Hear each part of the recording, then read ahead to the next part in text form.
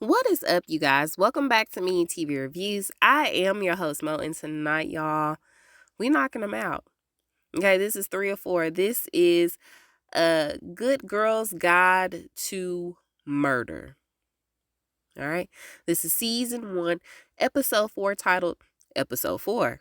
I hope y'all are having a wonderful week thus far, y'all. We are close to hump day. See, I know we got a couple more days to grind this thing out, get them coins, kids, get them grades. And then it's right back to the weekend, all right? So without further ado, let's go ahead, get into the synopsis real quick, and then we're going to get right into the episode. So the synopsis for this one is: Pip and Ravi delve deeper into Andie's secret life. When Pip receives new evidence, she reaches a crisis point, questioning Sal's guilt. This was a good episode too, y'all. I don't know. I don't think Sal is guilty, but I don't know who is responsible. So we start the episode off right where we left off with the last one, as we see Pip and Ravi going through the contents of the bunny stash. Now, unfortunately, there was no sign of the burner phone, which means someone else must have it. But they find a list of initial names with amounts next to them and their drug of choice. So they agreed to keep looking into it, but Pip has to go to school first for her practice admission interview to Cambridge. Side note, her and Ravi are definitely getting closer because she has something in her hair and he went to go pull it out, y'all, and she liked it. Anywho, she does well on her interview when she gets back to school. And during the interview, the lady asked her what was her EPQ project going to be, and we realized that she changed her topic. Okay, so afterwards, she goes to help the party committee with an upcoming reunion that they're helping to decorate on, when Kara comes in and mentions that her dad, Elliot, had been looking for Pip. And so one of the other friends overheard this and bust her out, saying that she was basically skipping school. And so when Kara asked her who was she skipping school with, Ruby comes and whisks her away. Now, y'all know that her and Ruby are a thing now, which I'm so happy for her. So Pip ends up stenciling the drug list to reveal the name of the hotel that the paper came from. Because y'all know that they used to have like those, is it monograms? I don't know, but y'all know how they be having like the little, I think it's a monogram.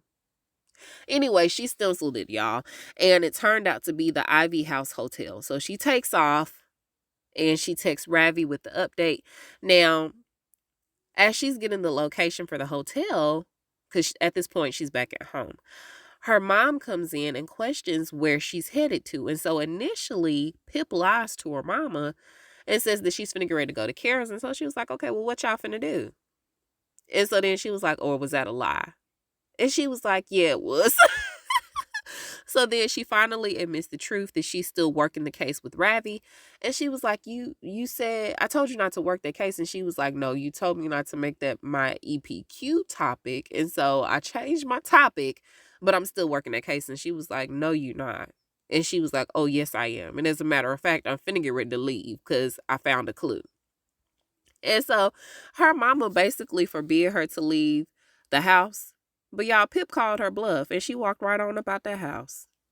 And what you gonna do about it? Nothing till I get back. So in the car, her and Ravi brainstorm and they wonder if this is where Andie and secret older guy would go to rendezvous, since it was a little ways away from town. But it was too expensive for a high schooler to afford on her own, even if she was selling. Okay. And so they arrive at the hotel where the receptionist is giving her no time. No time of day, nor attention when she tries to ask him about Andie. And so she was like, but you didn't even look at the picture. And so once he finally looks at the picture, he was like, oh, yeah, she was here a few weeks ago. Now, the way that he said it was really sarcastic, but in the same token, it was like, did you really see her a few weeks ago, though? Did you see her a few weeks ago, though? Because if you did, then, she's still alive. She's been missing this whole time. And so he ended up telling them, look, if y'all ain't finna get a room, y'all need to leave. And so she ends up spotting the guest books over off to the side. And she asked him, could she look through them? And he was like, hell no, you can't do that. That's against company policy. That's confidential information. And so, y'all, when she's finna get ready to leave, because at this point, Ravi done disappeared. Now, they had made eyes about the guest book, but when he disappeared, y'all, he ended up pulling the fire alarm. And so everybody's getting ushered out. And I was like, okay, you should have ushered her out too, but we gonna go along with the story. So as everybody else is getting ushered out, Pip manages to grab the correct guest book and she runs upstairs with Ravi right on time as everybody else is coming back in because it was a false alarm. And so they hide out in this one empty room until the heat dies down. Now, while she's in there waiting, she goes into the bathroom and she realizes after she takes a picture that this is the same exact bathroom that matches the picture that Max had of Andie in his room. She's been at this hotel before. And so this confirms it. So they leave and they actually head to go grab something to eat. And Pip is looking through the guest book and she matches the handwriting from the list that Andie had made, her little druggie list, to the handwriting in the guest book. But Andie didn't put her real name down nor who she was with. Instead, she put them under fake names from the characters of The Great Gatsby. And so she was like, oh, that's smart. So Pip finally arrives home where there weren't any type of consequences to be had, even though she had just totally disregarded what her mama had said to her. Instead of any type of consequences, her mama just told her that she loved her. I guess you know your child, right? She gonna do what she gonna do to get to the bottom of it. And so she goes back to the guest book and to the fake names, and she tries to call the number that was associated with the fake names, only to find that it's either off or it's disconnected. But as she keeps going through said guest book, she finds Victor's name in there, her stepdad's name. Surely there's got to be some innocent explanation, right? But when she asked her mama later on why they didn't go with him to Nigeria when he went to go see his mom, she shrugged it off by saying that it would have been really hard to travel with two young kids. But the look on her face when she said it hinted that she might have been going through some adult issues with him, or maybe she had her own suspicions that he might have been seeing somebody. So anyway, Pip is headed to school when she runs into Dan, the shady lawman, and he wants to show her something. And he hints that he knows that it was her and Ravi that broke into Andie's house the other day. So she really has no choice but to go with him. Now, while driving to Andie's, he mentions how he and Nat had a very hard childhood growing up. Their parents were basically trash individuals, and eventually he had to take care of his sister until Andie's dad took him up under his wing and suggested that he join the boys in blue. And so when he did, this turned his life around completely. He was able to provide for his sister, all the great things, right? But they always had each other through thick and thin. Now, when she tries to bring up Andie, he says that he doesn't want to talk about her right now. Okay, he gets emotional a little bit, but he does want Pip to shut down whatever she's looking into because Andie's family is grieving, is still raw. And so she was like, yeah, so is Sal's family. And he ends up showing her the footage from the interrogation that Sal had, right? And in this interrogation, of course, he got really upset when they were questioning him about being involved in Andie's disappearance. He got upset to the point where he started throwing the chair and was bucking up against the officer that was, or the detective that was questioning him. It was a lot, okay? They had to kind of restrain him a little bit because he was enraged. Now, at this point in time, after she done saw this footage, y'all, Pip don't know what to think because she's never seen Tal in this light before. She's never seen this side of him.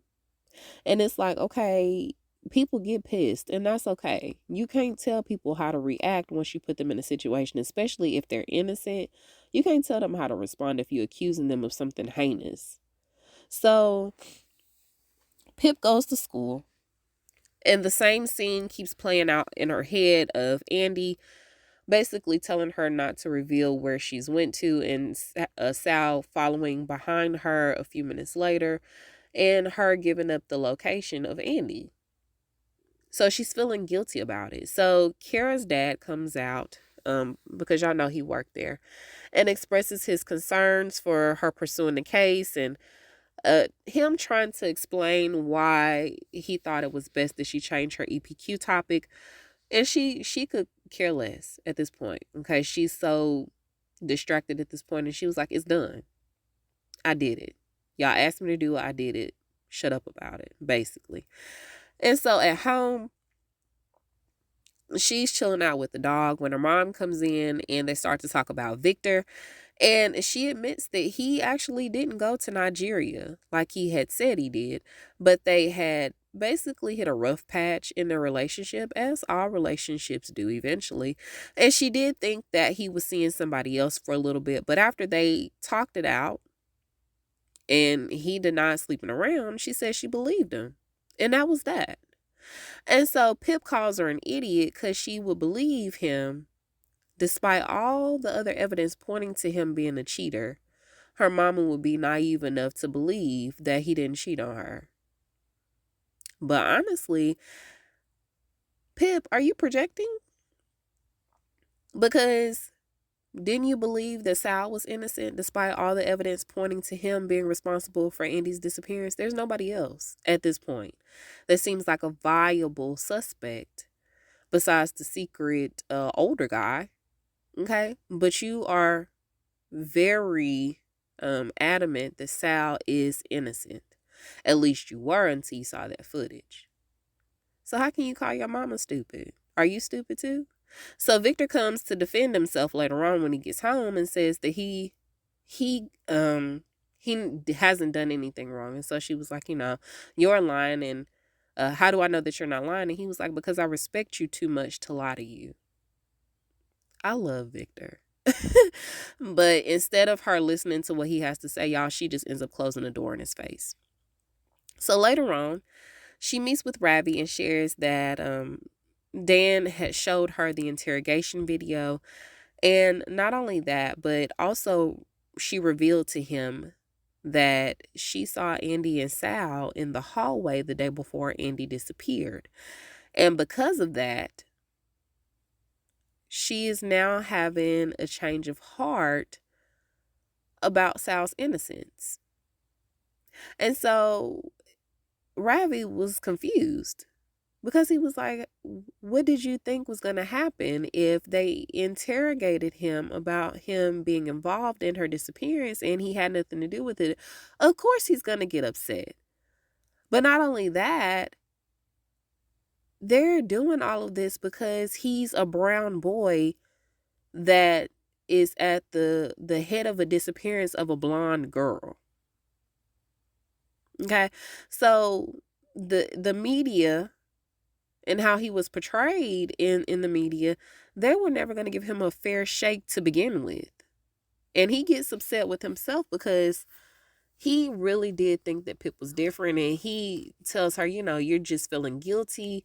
You're just making this all about you because you really thought that my brother did this just because you told him where Andie was.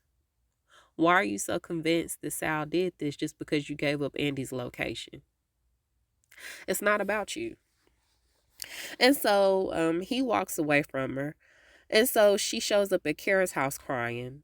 And they talk about it a little bit. Or no, they don't talk about it. I'm sorry. They talk, and their conversation cheers her up a little bit. And so later on, they're helping Naomi get ready for this reunion. And Elliot is chaperoning the reunion. And so he's trying to get there before shit goes haywire. So after Kara runs out the room for a second to go grab some curling irons, Naomi ends up asking her about the case. And so she was like, Kara really doesn't want me talking to you about the case. And she was like, well, I'm asking you. So can you tell me? And she was like, oh, it's not really going too good at this point, in that she's starting to have a change of heart about Sal's guilt. And so Kara comes back in, and so does Elliot, to let them know that the TV is out, and so they'll have to improvise with their entertainment for the night. And Naomi ends up telling her, like Pip, that Pip can look at her laptop if she wants to watch a movie. She gives her permission to use her laptop. And so when she gives her permission, she also gives her the password. But when she does this, y'all, she also like hints to Pip that there's specific files on there for her to look for. Wink, wink, from 2019. And so when she gets a moment to herself, she does go into Naomi's room, looks at the laptop, and a little later, and a little bit of scrolling, we find out that she finds a pic, right? And the pic is of Naomi, Max, and the other friend that we have yet to see. Now, I don't know if he's still alive or not. We haven't seen him in any of the episodes, and we're already in episode 4, I believe. There's only 2 more episodes. And so we have yet to see him, so I'm not sure if he's still alive or not. But either way, all 3 of them are in this photo. Now, when they do the flashback of Naomi telling Pip who all was at the party, there were 4 people. So who is taking the picture? It has to be Sal. And so she looks at the time on the clock behind them, and the clock says 12:06. Now, Naomi had told them that he had went home at 10:30. And so she realizes that Sal must be the one that took the picture. And so she goes to the reunion to confront Naomi about why she lied about Sal leaving the party early. And so she says, not here. They end up going into this classroom. And so she wants answers. And Naomi tells her that they had to say that because somebody had found out what they had done. And that's the way the episode ends. Now, my friend, shout out to Joe, asked me about this earlier because I told her where I was in the episode. She done already finished watching it. She's such an overachiever. But I told her that I think Sal is innocent. I think Naomi and the friends probably have something to do with it, but I'm not quite sure to what extent. I'm not sure. Naomi has been looking guilty from day one since Pip had brought up Andie. And like I said, I'm not sure to what extent, but I do feel like they're involved. Okay. But you guys let me know what you thought about it. Okay. You can reach me at Me and You TV Reviews on Facebook and on Instagram. No spoilers. Okay. So if you're following along with me, go ahead and give me your theories. But if you've already seen it, just kind of leave the spoilers out, okay? I'd appreciate that, all right? Let me know what you thought about it. You can reach me at those avenues. You can also reach me at My TV Reviews Podcast without the S on the end at gmail.com if you guys have any other show suggestions, okay? I love y'all. Please stay safe out there. Please, please, please, please stay hydrated. And until we meet over the airwaves again, I am Mo, and I'll talk to you guys soon. Bye.